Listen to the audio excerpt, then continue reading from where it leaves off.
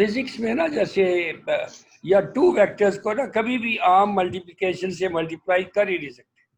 कोई बंदा कह ना दो वेक्टर गिवन है इनको मल्टीप्लाई कर दो, ये मीनिंगलेस स्टेटमेंट है unless you are asked to multiply scalarly और वेक्टरली। तो स्केलरली का मतलब होता है डॉट प्रोडक्ट, बीच में डॉट डालते। वेक्टरली का मतलब होता है क्रॉस प्रोडक्ट, बीच में क्रॉस डालते।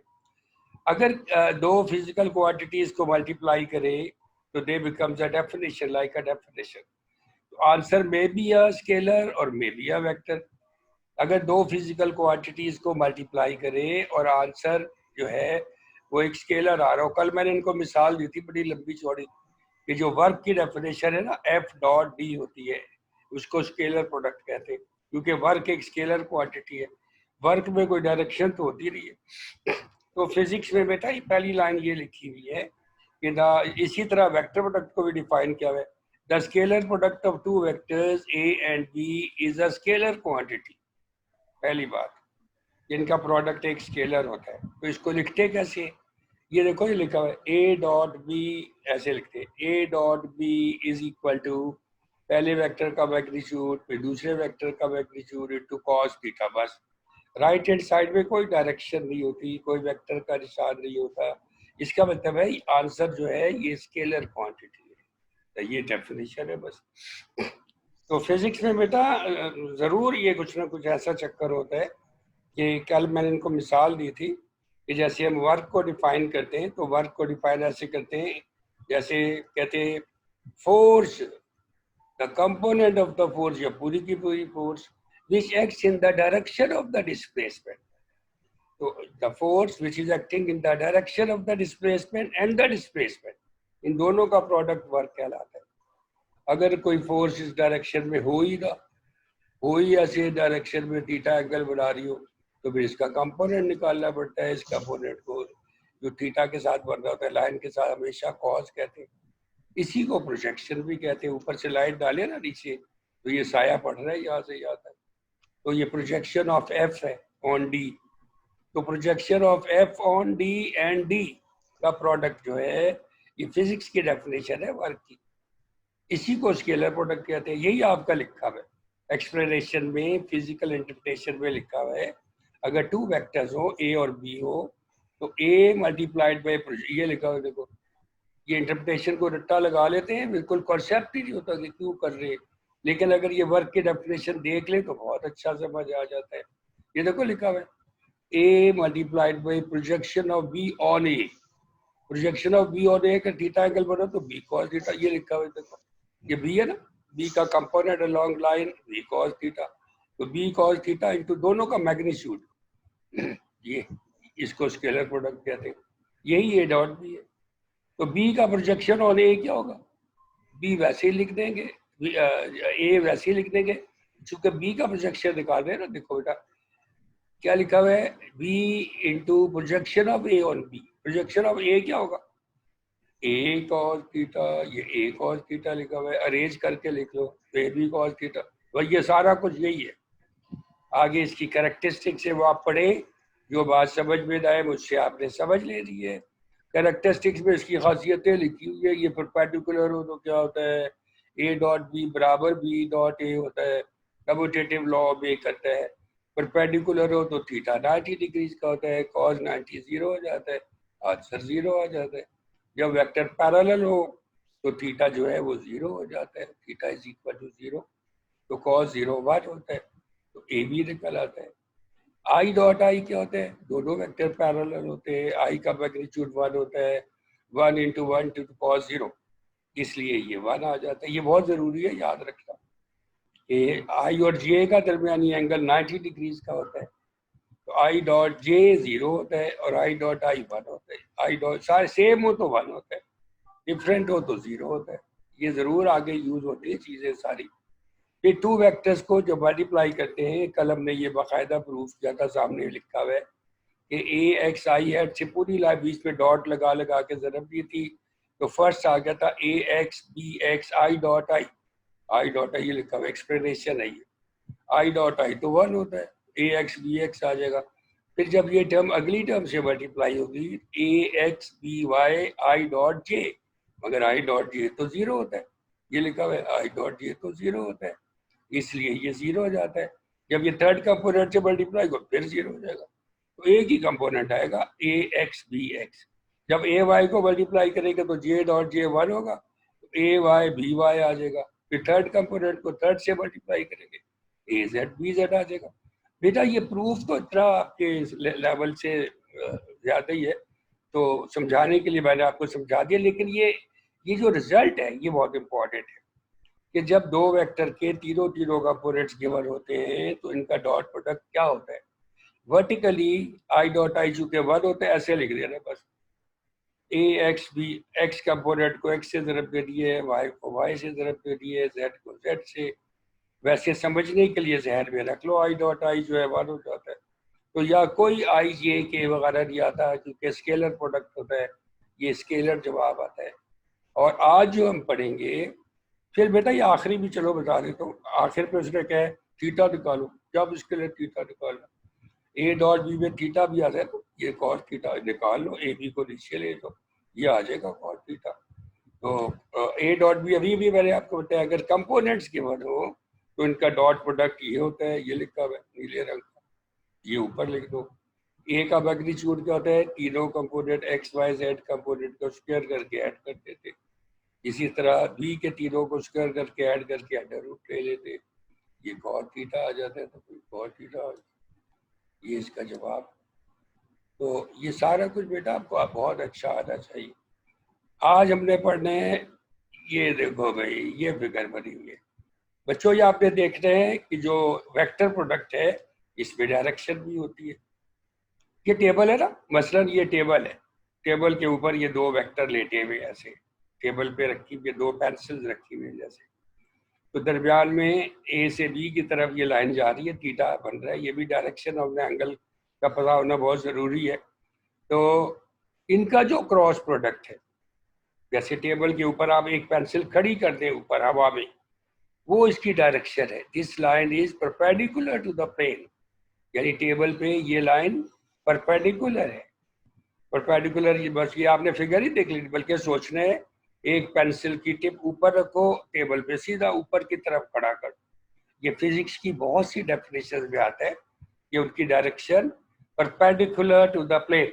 जब कहते हैं ना परपेंडिकुलर टू द प्लेन, तो इसको उठाकर यहाँ से जहाँ मर्जी रख दो, इस लाइन को उठाकर इधर रख दो, इधर रख दो, इधर रख दो, इधर ए के ऊपर रख दो, ये ए के भी परपेंडिकुलर है, बी के ऊपर रख दो तो ये बी के ऊपर परपेंडिकुलर है, कहीं और रख दो तो ये प्लेन पे परपेंडिकुलर है। जितनी की जितनी लाइनें इस प्लेन के अंदर लाई कर रही हैं, ये लाइन चूंकि हवा में ऊपर है तो सब पे परपेंडिकुलर है। ये बात बेटा आपने पक्की याद रखी है, this line is perpendicular to all the lines, तो it is to be kept in mind clearly. दूसरी बात कि इसकी जो डायरेक्शन है एक क्रॉस बी की, एक यूनिट वेक्टर की मदद से जाहिर की गई है, एन हैट है ये, एन हैट, एन हैट क्या है, a unit vector in the direction of A cross B। तो अब आप लोगों को पता है यूनिट वेक्टर का अपना मैग्नीट्यूड तो 1 होता है, तो जब इसको इसके मैग्नीट्यूड से मल्टीप्लाई करेंगे एन हैट को, तो पूरा वेक्टर बन जाएगा। तो आपका जो प्रोडक्ट है ए क्रॉस बी का जो आंसर है वो in terms of n hat निकले। फिर ये लिखा हुआ है कि एन हैट की डायरेक्शन कैन बी डिटरमाइंड, ये लिखा हुआ है the direction of n hat can be determined by the right hand rule। पहले आप देखिए राइट हैंड रूल क्या होता है, एन हैट की डायरेक्शन ऊपर जा रही है या नीचे जा रही है, ये आपने पता चलाना है, डायरेक्शन ऊपर जा रही है कि नीचे जा रही है, how can be determine that. तो इसको पता चलाने के लिए बेटा we apply the right hand rule. क्या किया हुआ देखो, ये उंगलियों को ना थोड़ा कर्ल किया हुआ है, रोटेट किया हुआ है, इसकी डायरेक्शन में रोटेट किया हुआ है, इस एंगल की डायरेक्शन में, इस एंगल को पूरा घुमाओ ना ऐसे करके, ऐसे इस एंगल को पूरा भी घुमा सकते, जहाँ मर्जी हाथ रख लो इसका, देखो मैं आपको करके दिखा दूँ, ये है ना बेटा, ये डायरेक्शन ऑफ रोटेशन है अंदर वाली, इसको यहाँ से चाहो जिस तरह मर्जी ऐसे करके रोटेट, देखो कितना जबरदस्त है, ये बच्चों को पता ही होता, ये सारा कुछ वर्ड में मौजूद है। जैसे मैंने ब्लू लाइन बनाई ना, इस तरह आपने उंगलियों को रोटेट करना है। देखो फिगर में जो रेड हाथ बना हुआ है, उसमें उंगली जैसे ब्लू लाइन मैंने बना ली है पूरी की पूरी. Rotate the fingers of your right hand in the जो शॉर्टेस्ट एंगल. ये दो एंगल बनते होते हमेशा, एक बाहर की तरफ से एक अंदर की तरफ से. तो ये जो एंगल है, जो मैंने भी डायरेक्शन बनाई थी, इस डायरेक्शन में इन फिंगर्स को रोटेट करना है आपने थ्रू द शॉर्टर एंगल. क्यों कहते हैं थ्रू द शॉर्टर एंगल? क्योंकि दो एंगल बन रहे हैं. एक एंगल ये अंदर वाला है, एक एंगल ये बाहर वाला है. बाहर वाला बड़ा है, अंदर वाला छोटा है. Join the tails of A vector and B vector. ये देखो लिखा हुआ. rotate the fingers of the right hand in the direction of rotation through the smaller of the two possible angles. ये क्लियर होना चाहिए बात. To the smaller of the two possible angles. बात समझ आ गई? बोलो, बात समझ आ गई है? बोलो बेटा बोलो, शाबाश. किसी को ये बात आ गई है. ये बेटा एक तो ये एंगल बन रहा है ना अंदर वाला, ये छोटा है, और एक ये बाहर. देखो बाहर कैसे बनता है. अगर ए से बी की तरफ बनाए तो ए से इधर से भी जा रहे, इधर से वो बड़ा सा एंगल बनता है. तो थ्रू द शॉर्टर एंगल आपने फिंगर्स को रोटेट करना है. और हमेशा जो ये direction of rotation of the angle है, ये घड़ी के मुखालिफ सिमत में, जैसे मैंने रखी है ना, ऐसे ये रखे तो पॉजिटिव रोटेशन होती है, ऊपर की तरफ होती है. तो पहली बात तो ये. और हाथ अपने थंब को भी ऐसे आपने इसको स्ट्रेस करना है आगे की तरफ. तो ये जो इरेक्टेड थंब है, it shows the direction of an add. देखो through the smaller angle of the two possible angles and keep the thumb erect. The direction of the product A cross B will be along the erected thumb. जो अंगूठा आपने सीधा करके रखा है, इस direction. ये बेटा रट लो, रट लो, पहले समझ लो अच्छी तरह से, फिर जहन में रख लीजिए. ये बहुत इंपॉर्टेंट है, राइट हैंड रूल. सर ये बेटा सर ये थंब क्या इंडिकेट करता है? थंब इंडिकेट करता है बेटा एन हेड की डायरेक्शन. ये एरो जा रहे हैं ना, ये एरो देखो ऊपर की तरफ जा रहे हैं.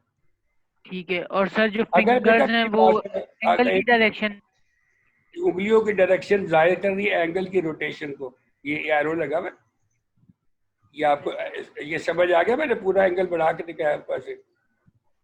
अच्छा तुम ये बताओ, असद आप ये बताइए कि अगर हम बी से ए की तरफ जाते हैं ऐसे, तो उल्टा हाथ नहीं रखना पड़ता? राइट हैंड को ऐसे रखो कि उंगलियां जाहिर करें कि उल्टी डायरेक्शन है, तो इसी हाथ को आपको उल्टा रखना पड़ता, ऊपर से नीचे की तरफ. तो थंब नीचे की तरफ इंडिकेट करता, down down of the plane, ये अप द प्लेन है. इसको ना बेटा एक बात और मैं आपको बताता हूँ. जैसे स्क्रू को टाइट करना हो ना, स्क्रू लगाते हैं ना, या नट बोल्ट लगाते हैं, उसको जब टाइट करते हैं ना बेटा, जैसे एक स्क्रू है उसको कसना है आपने, तो उसको नीचे भेज रहे हैं. अगर नीचे भेजना हो तो क्लॉकवाइज डायरेक्शन में रोटेट करते हैं, ये एंटी क्लॉकवाइज डायरेक्शन. अगर आपने नट को खोलना हो या स्क्रू को खोलना हो, हमेशा स्पैनर को या स्क्रू ड्राइवर को घड़ी के मुखालिफ सिमत में घुमाते ऐसे. ये रूल बेटा याद रख लो. कई दफा तुम लोग को पता नहीं होता कि स्क्रू ड्राइवर किधर घुमाएंगे तो ये स्क्रू खुलेगा. अगर खोलना हो, सोचो यहाँ पे घड़ी रखी हुई है, घड़ी की सुइयां यहाँ पे ऐसी, या 12 लिखा हुआ है, यहाँ पे 1 लिखा हुआ है. ये डायरेक्शन जो होती है ना, इस ऊपर से राइट साइड पे ऐसे मूव कर रहे हैं, इसको क्लॉकवाइज रोटेशन कहते हैं. किसी स्क्रू को अगर इस डायरेक्शन में रोटेट करें तो स्क्रू नीचे जाता है, खुलता नहीं है. अगर इस देखो ये वेक्टर का रूल होता है क्रॉस प्रोडक्ट का. अगर इसको घड़ी के मुखालिफ सिमत में घुमाएं, जैसे ए से बी की तरफ घुमा रहे हैं, ऐसे ऐसे घुमा रहे ना बेटा, तो ये स्क्रू ऊपर की, this is the same as A cross B, this is the same as the right hand rule. ये देखो ये रोटेशन मैंने बनाई हुई है, ये पूरी ऊपर सही 3 डायमेंशनल रोटेशन बनाई हुई. एन हेड का अपना मैग्नीट्यूड 1 है, तो ये किसको जाहिर कर रहे हैं? ये दोनों इस प्लेन के ऊपर परपेंडिकुलर है, एक यूनिट वेक्टर है, ये ए क्रॉस बी की डायरेक्शन को जाहिर कर रहे हैं. अभी तक हमने इसकी डेफिनेशन को नहीं पढ़ा, ये बहुत आसान है, ये लिखी हुई है. A cross B is equal to A का मैग्नीट्यूड बी का मैग्नीट्यूड. वहाँ कॉज लिखा था, यहाँ साइन लिख दो बस, साइन ऑफ थीटा. मगर इसमें डायरेक्शन लगाते एन है, इसमें डायरेक्शन ही लगाई थी डॉट प्रोडक्ट में, वहाँ डॉट लगाया था बीच में, यहाँ पे क्रॉस. कितना आसान है. मगर जो बच्चे बेटा ये समझ लें कि क्रॉस प्रोडक्ट का आंसर एक वेक्टर क्वांटिटी होता है, तो जरूर सोचते हैं कि ए क्रॉस बी का आंसर जो आएगा एक वेक्टर क्वांटिटी आएगा। तो A B sine theta into n hat लिखना है।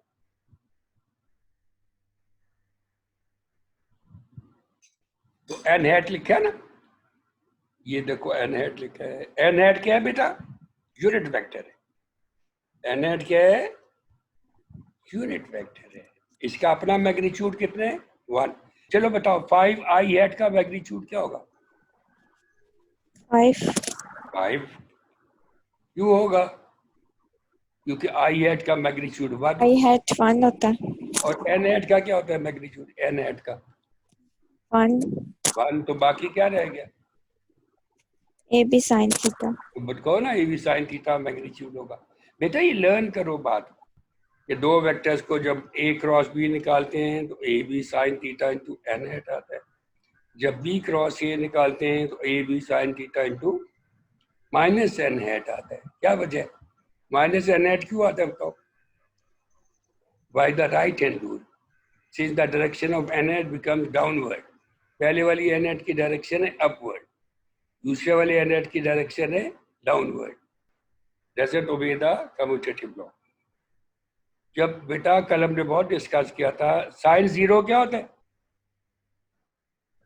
0 साइन 90 क्या होता है? 1 शाबाश, ऐसे याद होना चाहिए, ये खुशी की बात है। और गायब नहीं होगा खामखी, एनएच बरकरार रहेगा आखिरी टाइम तक। A unit vector perpendicular to both. अब देखो बेटा बहुत इंपॉर्टेंट बात है, this is used too much. तो जैसे मैंने आपको ये फिर से आई जे के बनाया हुआ है, आई जे और के। अगर आई क्रॉस जे हो, देखो इधर देखो बेटा, ये डायरेक्शन आई से जे की तरफ जा रही है, ऐसे एरो लगा हुआ है। तो ये जो नीचे प्लेन बन रहा है, जैसे कमरे का फर्श बन रहा है, ये ऊपर जेड की डायरेक्शन है। तो जेड की direction perpendicular to both I and J है। इसका मतलब है आई क्रॉस जे की डायरेक्शन अलोंग के हैट है। देख लो बेटा, इसमें एन हैट की बजाय के हैट लगाना है। देख लो, अगर बात समझ नहीं आ रही तो मुझसे पूछ लीजिए कि आई और जे का जब क्रॉस प्रोडक्ट लेते हैं, आई और जे पे जो यूनिट वेक्टर परपेंडिकुलर है वो एन हैट नहीं है, उसका हमें पता है वो के हैट है। यही लिखा हुआ है, ये आप फिगर मैंने आपके लिए बनाई है। जब आई जे के आ जाता है, जे क्रॉस के ऊपर परपेंडिकुलर आई हैट है, के क्रॉस आई के ऊपर परपेंडिकुलर जे हैट है। ये देख लीजिए। तो ये बातें आपने जहन में रख दी है, समझ दी। तो आई क्रॉस जे का जवाब क्या होगा? आई का मैग्नीट्यूड, जे का मैग्नीट्यूड, आई और जे का दरमियानी एंगल 90 डिग्रीज का होता है। तो साइन ऑफ 90 डिग्री, देखो ये लिखा है sine of 90 degrees into n hat की बजाय लिखा है के हैट। तो ये सारे वर्ड हो जाएंगे और आई क्रॉस जे का जवाब आ जाएगा के हैट।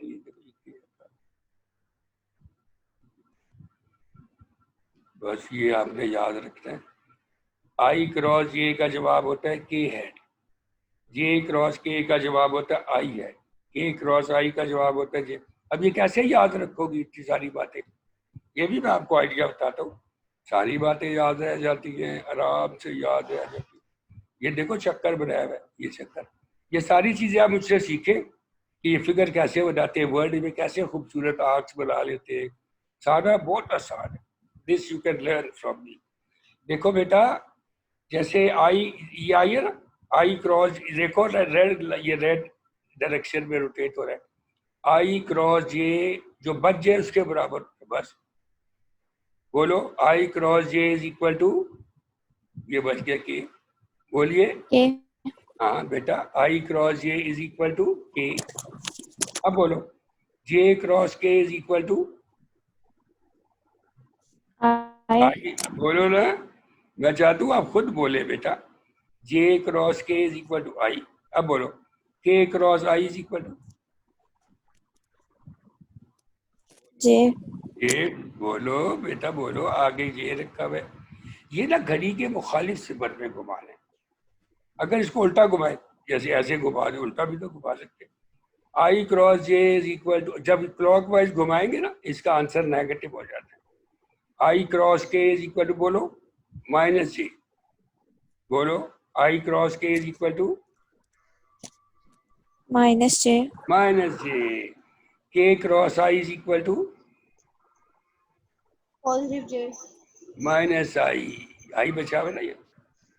अब बोलो J cross I is equal to minus K, minus की बस ये लिखे हुए 6 रिजल्ट लिखे हुए, 6 रिजल्ट लिखे हुए। इनको कोई रट्टा लगाने की जरूरत नहीं है, इनको आपने बस देखना है, गौर करना है। इसको कहते हैं बेटा साइक्लिक परमुटेशन। परमुटेशन का होता है अरेंजमेंट। तो ये सर्कल बना के आइडियाज को जहन में रखने को कहते हैं साइक्लिक परमुटेशन। दो वेक्टर्स पैरेलल होते हैं जब थीटा 90 डिग्रीज हो या 180 डिग्रीज हो, तो दो वेक्टर्स पैरेलल हो जाते हैं। तो साइन ऑफ 0 भी साइन 0 होता है, साइन 90 180 भी 0 होता है। 180 लिखो, ज़्यादा लिखो, थीटा काफ़ी है, 0 के बराबर हो जाता है। पाई 180 लिखो फिर भी 0 हो जाए। मैंने दोनों लिखे, both of these two are written over there. Cross product में साइन होता है, डॉट प्रोडक्ट में कोसाइन होता है। तो आई क्रॉस आई में चूंकि साइन 0 होता है इसलिए 0 हो जाता है। जे क्रॉस जे भी 0, के क्रॉस के भी 0, सब 0। कल मैंने इनको बताया था बेटा इसको याद रखना, आज हमने ये डिस्कस करना है। दो बातें आप लोगों ने सीख ली है। इसको रट्टा लगाने का कोई फायदा नहीं है इस रिजल्ट को। इसको खोलें, आई क्रॉस आई 0 हो जाता है, फिर आई क्रॉस जे की कीमत के होती है, आई क्रॉस के की कीमत उल्टा मूव करते हैं, माइनस के होती है। सारा बहुत लंबा काम होता है, आपके लिए ज़रूरी नहीं है कि आप करें। आपको ये रिजल्ट याद रखना ज़रूरी है। हर जगह पे ये यूज़ हो रहा है, न्यूमेरिकल्स में भी यूज़ हो रहा है। डॉट प्रोडक्ट आसान था, वो मैंने आपको समझा दिया है। तो यहाँ बेटा ये भी मैंने आइडिया बता दें आपको। देखो हर रकम जो है उसमें ए बी आ रहा है, ए बी सब में आ रहा है, ए बी आई हेड। तो इसी तरह A B j hat, A B k hat, ये आपको याद हो जाता है। अब यहाँ इसके नीचे क्या लगाना ये मैंने बेटा ये सर्कल में लिखा, एक्स से शुरू कराते हैं। सबसे पहला आई हेड एक्स के अलॉन्ग होता है, तो इसको छोड़ देते हैं। इसके अलावा जो है वाई जेड है, इसके नीचे देखो वाई जेड आ रहा है, पहले में वाई जेड आ रहा है, फिर जेड वाई आ रहा है, वाई जेड और जेड वाई, ये जेड वाई उल्टा उसका। बढ़िया आइडिया। एक्स वाली जगह में इस सर्कल में देखना है एक्स के आगे क्या आ रहा है, वो पहली टर्म होती है। देखो A Y into B Z minus, बीच में हर एक के माइनस लगाना है। फिर क्या करना है, ए जेड और ए जेड के साथ क्या ज़रब कर है, बी वाई, ये देखो बी। समझ गए हो? इस तरह करके इसको याद करना है बेटा। ये जो रिजल्ट दिखा याद क्या करना है, इसकी ज़रूरत ही नहीं है, इसकी नहीं ज़रूरत आपको इस चीज़ की है। यही वाला रिजल्ट जो है ये डिटर्मिनेंट, ये बेटा हमने ये यूज़ करना है, ये आपने बहुत अच्छा समझना है। तो क्वेश्चन में हर जगह जो बच्चे मैथ पढ़ते हैं, मैथ में तो पूरा चैप्टर है, और ये तो 3 रोज और 3 कॉलम है, वहाँ 4 रोज और 4 कॉलम की होते हैं। मैट्रिक में तो आपने पढ़ा हुआ है ना डिटर्मिनेंट, छोटा सा डिटर्मिनेंट पढ़ा हुआ है, जिसमें 2 रोज और 2 कॉलम होते हैं। वो आपको पता है कैसे खोलते हैं, इसको इससे ज़रब दे देते हैं, बीच में माइनस डालते हैं, इसको बस। अब मैं आपको बताता हूँ इसको कैसे खोलना है। देखो बेटा सारे बच्चे गौर से सुने कि पहली बात ये ब्रैकेटें लगानी है, ब्रैकेटों के बाद एक के बाद आई, बाहर आई लिखना है, एक के बाद जे लिखना है, एक के बाद के लिखना है। ब्रैकेटों के अंदर क्या लिखना है ये मैं भी आपको बताता हूँ। पहली टर्म हमेशा पॉजिटिव होती है, फिर नेगेटिव होती है, फिर पॉजिटिव। ऊपर सारी पॉजिटिव लिखी है, उसमें से माइनस कॉमन निकल जाता है। ये डिटर्मिनेंट खोलने में ना बेटा, पहली टर्म डू रिमेंबर दैट, पहली टर्म पॉजिटिव होती है, फिर नेगेटिव होती है, फिर पॉजिटिव होती है। क्या क्या बताया मैंने, बताओ हलीमा बेटा, बताओ क्या क्या बताया। पहली बात ये सारों के बाहर लिखना है आई जे के, पहली टर्म आई बेटा पॉजिटिव, दूसरी नेगेटिव, तीसरी पॉजिटिव। पॉजिटिव, और अगर आगे टर्म में आ रही है इसी तरह साइन चेंज होता है। पहली पॉजिटिव फिर नेगेटिव फिर पॉजिटिव फिर नेगेटिव पॉजिटिव, ऐसे साइन चेंज होता जाता है। अब इसको खोलना कैसे? देखो मैंने क्या सिस्टम बनाया, ये सर्कल छोटा सा रखा हुआ है, ये तुम्हारे लिए बनाया हुआ है समझाने के लिए। सबसे पहले आई वाली टर्म के ऊपर ले जाना है इसको, ऐसे आई वाली टर्म के ऊपर, और इसको आई वाली टर्म के ऊपर ऐसे आई के ऊपर रख देना है। क्या जबरदस्त चीज है। देखो आपने ये काम कैसे करना है बताइए। आपने पता क्या करना है बेटा, दो पेंसिल लेनी है और दोनों को, एक को इधर से रख देना आई के ऊपर, एक को इधर, सारा कुछ शुभ है। देखो मैंने कैसा जबरदस्त सिस्टम बनाया है। ये जो मैट्रिक वाला डिटर्मिनेंट है, इसको इससे तरफ देनी है, क्या आएगा, A Y B X minus A Z, देखो A B Y Y Z minus A Z B A Y. Z B Y. मैंने क्या बताया, आइडिया क्या बताया, यहाँ पेंसिल रख लेनी है डिटर्मिनेंट पे, एक पेंसिल ऐसे रखनी है, एक पेंसिल ऐसे रखनी है, सही है। तो ये टर्म आ जाएगी नीचे वाली। अब जे है ना, इसके आगे जे है, पेंसिल रखने के बजाय मैं इसको जे पे ले जाता हूँ। देखो ये जो हमने बनाया, ऐसी शुगल वाली चीज बनाई है, देखो ये जे पे ले गए। अब क्या लिखना है बेटा, जे के अंदर क्या लिखना है, ए एक्स बी जेड, क्या लिखना है, ए एक्स बी जेड, ये लिखा है, minus A Z B x. फिर क्या लिखना है, अब इसको के ऊपर ले जाते हैं। देखो ये वाली दोनों लाइनों को छुपा लेते हैं। ये देखो खुद ब खुद हमने ऐसी चीज बनाई है, खुद ब खुद दो लाइनें छुप जाती है, इधर की लाइन छुप गई, इधर की भी लाइन छुप गई है। अब बोलो क्या आएगा,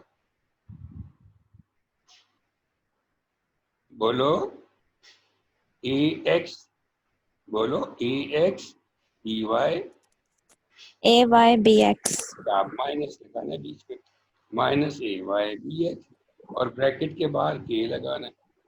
पहली ब्रैकेट के बाद आई, फिर जे, फिर के, पहली टर्म पॉजिटिव फिर नेगेटिव। अच्छा ये तो हो गया भाई, मैंने ये शुगल वाली चीज बनाई थी तो यहाँ रखी हुई है, ये बहुत अच्छी है एक्टिविटी के लिए। तो असल में क्या करना है, असल में बेटा आपने इसके ऊपर पेंसिल रखनी है ऐसे, एक पेंसिल इधर रखनी है, एक पेंसिल, ताकि छुप जाए, या पेंसिल से काट देना इनको ऐसे, ताकि गलती का इम्कान खत्म। बोलो हमें आई के अंदर क्या लिखना है, आई इंटू, ये छोड़ दो और ये छोड़ दो, बोलो A Y B Z minus A B Y, minus लगाना है। फिर क्या करना है, फिर बेटा इस पे पेंसिल रख लो ऐसे, ये पूरी लाइन को छुपा लो, इसको भी छुपा लो। अब हलीमा ने बोला, हलीमा बोलो बेटा, ए X B Z minus A Z B x. क्या अच्छी बात की आपने। चलो बेटा सौलिया बोलो, अब आपकी बारी आ गई। के इंटू, ये छोड़ देना है, ये छोड़ देना है और ये छोड़ देना है। इसके अंदर क्या लिखना है बेटा, के इंटू, बोलो, लास्ट वाला बताना है, हाँ बेटा लास्ट वाला, ए एक्स बी वाई माइनस ए वाई बी एक्स। वाह वाह वाह, तुम लोग तो बड़े लायक हो भाई, बच्चों को पहली दफा समझ नहीं आती कैसे कर है। तो बस जो मैंने बातें बताई हैं उनको पक्का याद रख, पक्का क्या याद रखना है कि सारों को फर्स्ट रो की मदद से खोलना है, या आईजे की, या कुछ भी हो सकता है, लेकिन जब ए क्रॉस बी का प्रोडक्ट लिखते हैं तो जरूर आईजे के अपनी तरफ से लिखते हैं, क्योंकि वेक्टर इसका जवाब होता है। जरूर पहली लाइन में, पहली रो में ए के तीनों कंपोनेंट्स लिखते हैं, ए जो मर्जी यहाँ लिखा उसके कंपोनेंट पहले लिखते हैं, फिर बाद में बी के कंपोनेंट्स लिखते हैं। और हमेशा जब डिटर्मिनेंट को खोलते हैं, वेक्टर है ना बेटा, वेक्टर, वेक्टर शुरू में नहीं लिखते। जैसे आई हैड को शुरू में लिखना ना, बड़ी स्टूपिड स्टेटमेंट। कोई बंदा कहे ना, जैसे एक वेक्टर है आई हैड, तो आई हैड जरब 2 लिख दो, आई हैड 2 बाद में लिख दो, बड़ी बेवकूफी की बात। 2 शुरू में लिखना चाहिए वेक्टर के, 2 आई हैड, इसका मतलब है 2 will increase the magnitude of I had, 2 times कर देगा, इसलिए लिखते 2 आई हैड। तो ये सिर्फ वजह है बेटा ये लिखने की, आई हैड को बाद में लिखा हुआ है, नहीं तो आई हैड को शुरू में लिखते हैं, हमेशा शुरू में लिखते हैं, ये को भी शुरू में लिखते हैं, लेकिन इसमें बाद में लिखा हुआ है क्योंकि ये वेक्टर्स है और पहले वाले नंबर्स हैं, स्केलर, वेक्टर को हमेशा बाद में लिखते हैं। अच्छा, फिर दूसरी बात, बहुत इंपॉर्टेंट बात, कि आप लोगों ने पक्का याद रखना है कि जो प्लेन होता है, टेबल का टॉप होता है या बॉल की सरफेस होती है, कोई सी भी सरफेस होती है, वो वेक्टर क्वांटिटी होती है। ये जो पैरेललोग्राम बन रही है ना, ये वेक्टर क्वांटिटी, और इसका जो एरिया होता है वो भी वेक्टर क्वांटिटी। ये बहुत ज़्यादा यूज होता है फिजिक्स में, तो फिजिक्स में केयर ही नहीं करते, बच्चों को समझ ही नहीं आती। तो अगर ये वेक्टर क्वांटिटी है तो इसकी डायरेक्शन क्या होती है? इसकी डायरेक्शन होती है आउट ऑफ द प्लेन, ऊपर की तरफ। जैसे मैंने बताया ना, टेबल पे रखा हुआ है तो ये ऊपर की तरफ इसकी डायरेक्शन होती है, जहाँ मर्जी बता लो। तो this is the direction of the area of the parallelogram. मगर एरिया क्या होता है, अब हम आपको बताने वाले हैं कि vector area of the parallelogram क्या। वैसे ही बनाया हुआ बार बार हमारे यहाँ पाकिस्तानी किताबों में, पहले वेक्टर एरिया निकालते हैं, उसके बाद वो स्केलर फॉर्म में निकालते हैं। एरिया तो होती ही वेक्टर। जब कहते हैं ना वेक्टर एरिया, कहने की भी जरूरत नहीं होती। मैं तो बीएससी की किताब में भी लिखा हुआ है, बीएससी की जो बुक है वेक्टर्स की, उस पर पहले वेक्टर एरिया निकालते हैं, फिर उसका मैग्नीट्यूड निकालते हैं। अब ये एरिया निकला है, कैसी बेवकूफ़ी की बात है। जबकि बच्चों को ये समझाना चाहिए कि एरिया तो होते ही वेक्टर है। तो यहाँ पे भी बेटा, अगर हम ए क्रॉस भी ले लें, ये लिखा हुआ है ए क्रॉस बी, ये देखो ये लिखा हुआ है A cross B. A cross B is vector area of a parallelogram जिसकी दो जुड़ी हुई साइडें, एडजेसेंट साइड्स, ए वेक्टर और बी वेक्टर है। If देखो ये लिखा है, if A vector and B vector are two adjacent sides of a parallelogram, then the area of the parallelogram is A cross B. बस the direction of this area is perpendicular to the plane. बस ये बात है। वैसे भी आपको पता होना चाहिए कि वैसे जो एरिया होता है पैरेललोग्राम का, अगर वेक्टर फॉर्म में ना निकालना हो तो क्या होता है, ये दो साइडें पैरेलल है ना बेटा, इनका परपेंडिकुलर डिस्टेंस है LM। तो इसको नीचे वाली लाइन को बेस कह देते हैं, एक जो मर्जी साइड को बेस कह देते हैं। LM को क्या लेते हैं, एल्टीट्यूड या distance between the two parallel lines. बस ये इसका ही base multiplied by perpendicular distance between parallel sides, या इसका मैग्नीट्यूड ए है ना बेटा, ये LM है, ये एरिया होता है। लेकिन अगर तुम लोग देखो कि ये ए है, ये LM है ना बेटा, LM परपेंडिकुलर है। देखो अब गौर करो इस बात पे, LM परपेंडिकुलर है, ये B हाइपोटेन्यूज है। जल्दी से बताओ परपेंडिकुलर ओवर हाइपोटेन्यूज क्या होता है?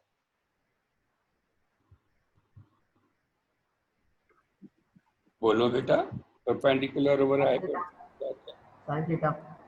साइन थीटा, बस यही बात है। LM की कीमत निकल आती है। ये बहुत इंपॉर्टेंट बात है, बड़ी जल्दी बताया देते हैं।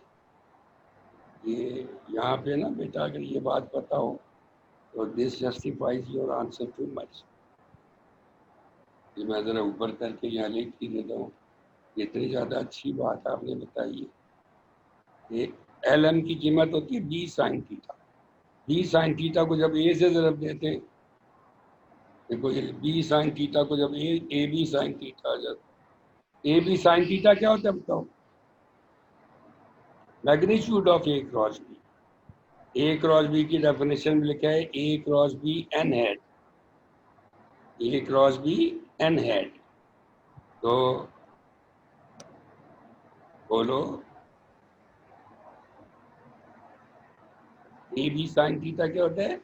A क्रॉस B का मैग्नीट्यूड के बीच में LM is equal to B sine theta, B sine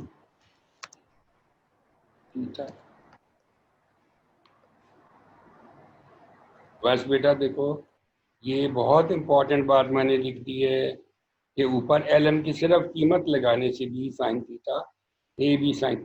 हमने कल बेटा डिफाइन किया था ना A cross B। What was A cross B बताओ? A B sine theta into n hat. तो जब उसका मैग्नीट्यूड निकालना तो कैसे निकालते हैं? ऐसी मॉडुलस डाल देते हैं और सिर्फ n हेड गायब कर देते हैं।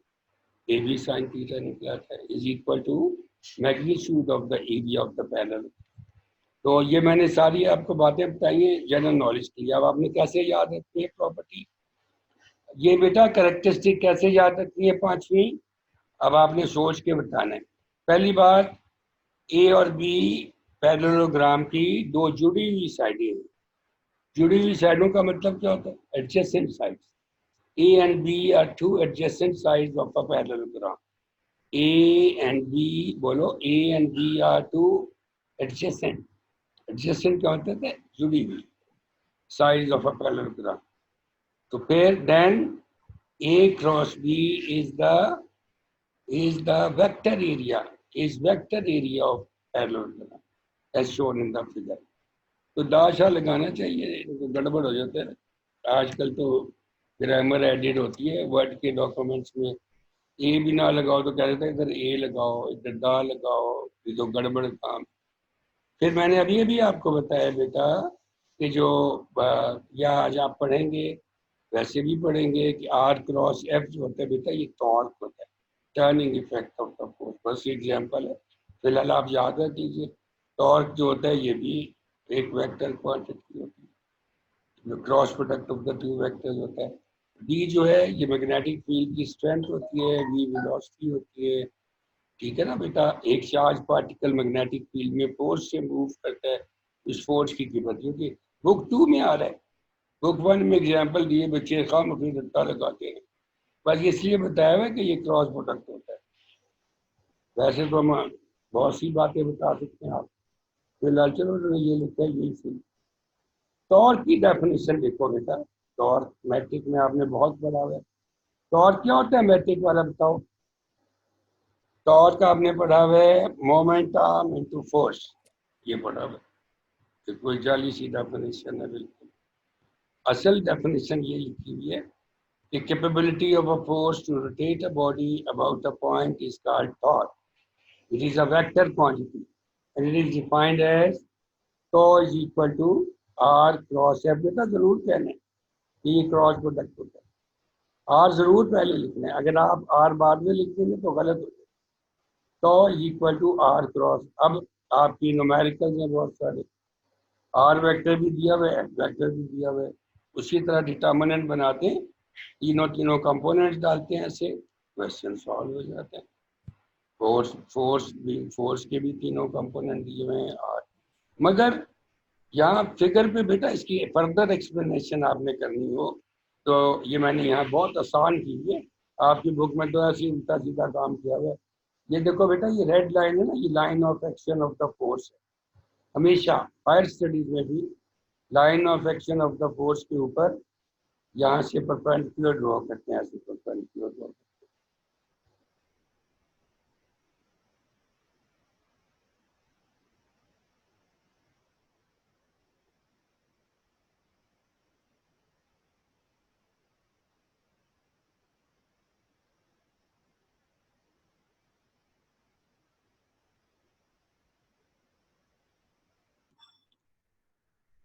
तो यहाँ पे ना जैसे बेटा ये line of action of the force है, क्या करते हैं मैट्रिक में क्या पढ़ा हुआ है, ओ से इस लाइन के ऊपर परपेंडिकुलर ड्रॉ करते हैं, ओ से इस लाइन के ऊपर परपेंडिकुलर ड्रॉ करते हैं, इसका नाम मोमेंट आर्म होता है। What is moment arm? The distance of the line of action of the force from the axis of rotation. The distance of the, एक पॉइंट का बेटा लाइन से फासला हमेशा परपेंडिकुलर होता है। ये वाला जो है ना ओ से लेकर ए तक वेक्टर, ये आर वेक्टर है, इसका मैग्नीट्यूड आर है। अगर हम चाहें तो यहाँ से डी ओवर आर करें ना, परपेंडिकुलर ओवर हाइपोटेन्यूज, तो साइन थीटा निकल आता है, तो डी की कीमत निकल सकती है, D over R is equal to sine theta, बस फटाफट निकल आती है। देखो मैंने निकाल के रखी है, फिर D over R is equal to sine theta. इसका क्या मतलब है? इसका मतलब है क्रॉस मल्टीप्लाई कर दो, क्रॉस मल्टीप्लाई करेंगे तो क्या आएगा कि D is equal to R sine theta, ये आ गया, है ना। ये टॉ है ना बेटा, ये टॉ आर क्रॉस एफ होता है, इसका मैग्नीट्यूड क्या होता है बताओ? What is the magnitude? अब हमें बताओ इसका मैग्नीट्यूड क्या होगा? हमेशा आर एफ साइन थीटा के साथ एन हेड, एन हेड का मैग्नीट्यूड क्या होता है? और एन हेड यूनिट वेक्टर है, इसका मैग्नीट्यूड 1 होता है। तुम लोग बेटा, तुम्हें तो आता है ना, सारे बच्चों को चुप करके क्यों बैठ जाती हो? सारी बोलोगी तो पता चलेगा ना, आपको बहुत अच्छा आता है। एन हेड तो यूनिट वेक्टर है, एन हेड जब भी आता है कह दो 1 होता है। ये तो नंबर है, जब मैग्नीट्यूड, कोई बंदा कहते हैं 5 आई हेड का मैग्नीट्यूड क्या होगा? 5 होगा, क्योंकि आई हेड का मैग्नीट्यूड 1 होता है। अब ये आर एफ साइन थीटा तो एक मैग्नीट्यूड है, नंबर है, ये वैसे ही बढ़ा रहेगा। एन हेड का मैग्नीट्यूड 1 होगा, तो इस पूरी लाइन का मैग्नीट्यूड क्या होगा? बोलो। RF sin theta. R F sine theta होगा बेटा, ये आप बोलिए ना, तो बोलोगी तो समझ आएगा ना बेटा। तो टॉ का मैग्नीट्यूड क्या होगा? ये लिखा हुआ है आर एफ साइन थीटा, मगर आर साइन थीटा की कीमत तो हमने निकाली, वो डी होती है, तो डी एफ आ गया। ये मैट्रिक वाली डेफिनेशन प्रूव होगी। इस तरह से बेटा आपने इसको प्रूव करना है, बहुत ही ज्यादा आसान वे से प्रूव किया हुआ है। फिर देख लो कि यहाँ पे जैसे लिखा हुआ है D over R perpendicular over hypotenuse. जो 90 डिग्री इसके सामने वाली साइड होती है, हमेशा परपेंडिकुलर होती है। 90 और थीटा की लाइन जो होती है वो हमेशा बेस होती है। डू रिमेंबर दैट, हमेशा याद रखना है। Perpendicular over hypotenuse D over R is sine theta, तो D is equal to R sine theta. बस ये डी की कीमत आपने पक्की रखनी है। फिर दोबारा से लिखना है टॉ की डेफिनेशन। जब भी बेटा क्रॉस प्रोडक्ट लेते हैं, जैसे A B sine theta into n है लिखा था, आर का मैग्नीट्यूड इंटू एफ का magnitude, sine of the angle from R to F into n है, इसका मैग्नीट्यूड क्या होगा? दोनों तरफ मॉडुलस लगा दो या इसकी एरो गैप कर दो, ऊपर से टॉ होगा। टॉ किसके बराबर होगा? बोलो। टॉ बराबर है आर एफ साइन थीटा, सिर्फ इसके एन हेड गैप हो जाएगा, मगर आर साइन थीटा की जगह डी लगा दो, आर साइन थीटा करीब करीब लगा दो। तो ये मैट्रिक वाली डेफिनेशन। मोमेंट आर्म की क्या डेफिनेशन होती है? बोलो। मोमेंट आर्म क्या होता है? perpendicular distance from the axis of rotation to the line of action of the force. तो ये perpendicular distance from the axis of rotation to the line